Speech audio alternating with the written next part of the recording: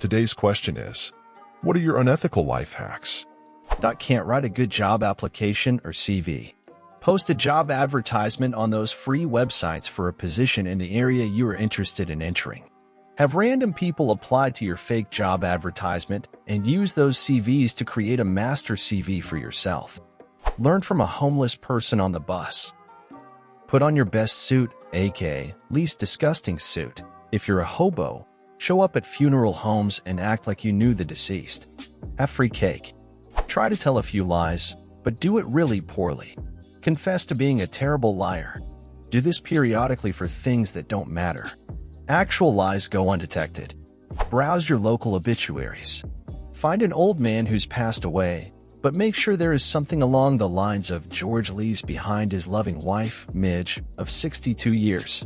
With the power of the internet, call up Midge on the phone and ask her about the used car ad she posted.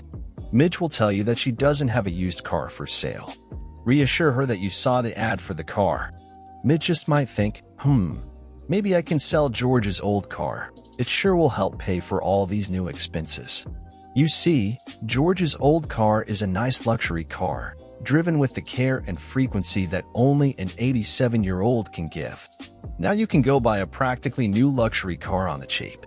On Craigslist or ArmsList or any other classified site, find an item you want, lowball the person from several different emails, then send them a reasonable, but still below asking value, offer at them from your real email. After being lowballed all day, they'll jump at your real offer. Whenever you go to buy a car, the sales guy will always give you that sheet that itemizes the charge and everything on it with the OD price. That's the sheet that you sign when you agree on the price. What you do is take that sheet, tell them you'll need to think about this. Do whatever you can, but take that sheet with you. Then, scan that sheet into your computer, OCR that shit. Change the numbers around to something you want that is reasonable.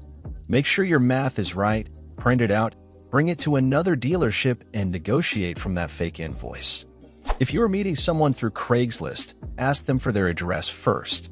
Then go to Google Maps and pick a city the same direction, but twice the distance from their address. Tell the person from Craigslist you will meet them halfway, but in actuality they are coming to you because you live where halfway would be. So I guess this subject ties into a life lesson my grandma taught my mom. Growing up, there has always been this big-ass artistic rendition of a map of South America hanging up on our wall. I guess the story of it was that it was originally at some gallery and my grandma just walks up to the goddamn wall, picks it off, and walks out calmly without hesitation. She told my mom that you could do anything as long as it looks like you know what you're doing and nobody will question it. Thankfully, I don't see this being nearly as effective in today's world. Edit. I should make it clear my last comment was in regard to the specific act of grabbing a painting in a gallery, not so much the larger premise because that's still obviously effective. Buildings/structures aren't as impenetrable as you might think. If a building has a composite shingle roof, you can typically just remove the shingles and cut through the backing underneath, usually plywood. In an unrelated note, alarm systems rarely monitor roofs. Also, if you're in a room with walls made of drywall, you're never really trapped.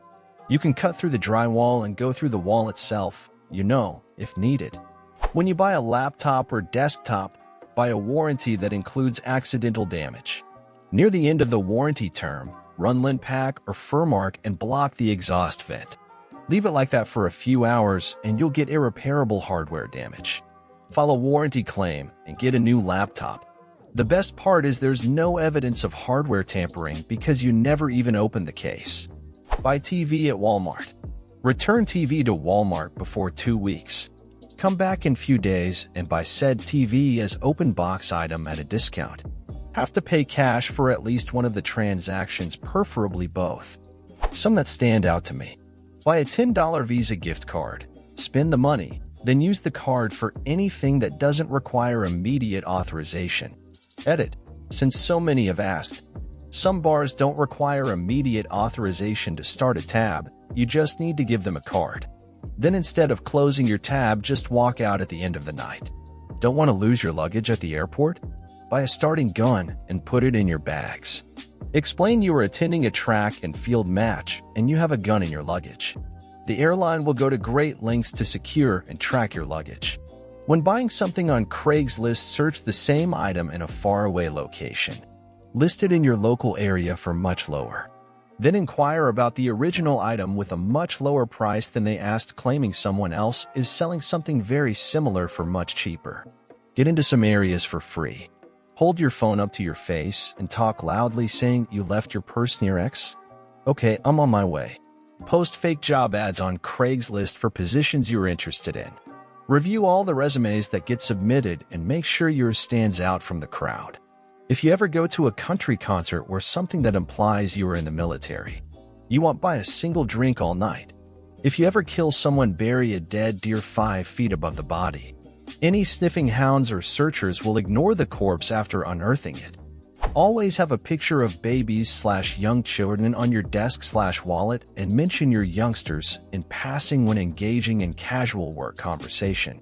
By doing this, you'll get all the advantages of an employee who has children, and not immediately being assumed that you're working holidays, being able to leave early once in a while to pick up the kids from X. An easy conversation point when schmoozing with clients, and various other social benefits without actually having them. This trick can also be applied to carrying a pack of cigarettes on you, because smokers are allowed at least 3 to 4 smoke breaks a day, while non-smokers are afforded no such equivalent. There are 2 classes of lies that you can get away with. The lie that's so huge, so massively impossible, that no one would ever understand why the fuck you would lie about something so fundamental, and so it's accepted as truth. I call this the government lie. The lie that's so small that you can utterly convince yourself that it could be true, and so no matter how many times you tell it, it doesn't bother you, and no one would ever understand why the fuck you would lie about something so innocuous. I call this the 1/16th Cherokee lie. Edit. A lot of people are asking me why I call the second one the 1/16th Cherokee lie, given that some of you are actually some small part Cherokee. The answer is, no, you're not. You are lying about that.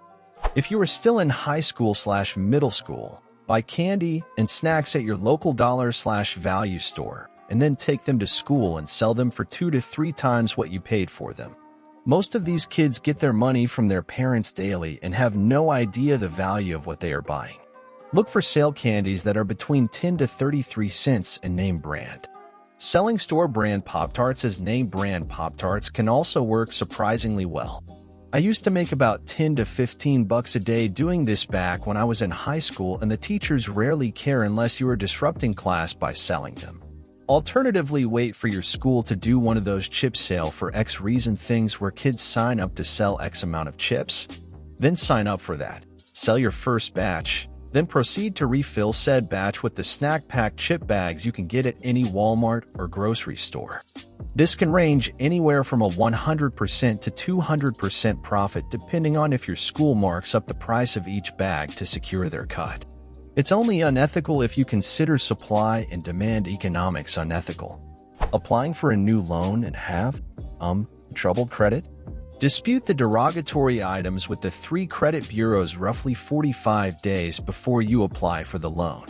The disputed accounts are ignored by the major scoring algorithms, which will give you a boost. If nothing else, the negatives won't be dragging down the score. Eventually, the bad credit will reappear since your disputes will not succeed in getting the information removed from the credit bureau database. But at least you got that loan. Don't tell them I told you. Edit. Well, this got some attention. For the record, yep, totally unethical. And, like many folks are saying, this is only going to work for lenders whose lending criteria, as far as credit is concerned, is solely predicated on the bureau score. For loans that are high dollar value, like mortgages, the lenders are going to be quite a bit more thorough and will investigate credit history in more detail. The more sophisticated the lender, the more sophisticated the lending criteria and rules will be. Some lending systems may even flag the application for higher review just because disputes are found, specifically targeted at folks trying to use this hack. That said, there will be some places that this could work. One commenter mentioned being approved for an apartment after using this cheat. YMV, as always, I'm just a guy on the internets. And this is the end of today's video. I hope you liked it. And don't forget to comment an anecdote or experience similar to the topic of the video, leave your like, share if you liked the video, and lastly, don't forget to activate the little bell so you don't miss any of our daily videos. Bye-bye.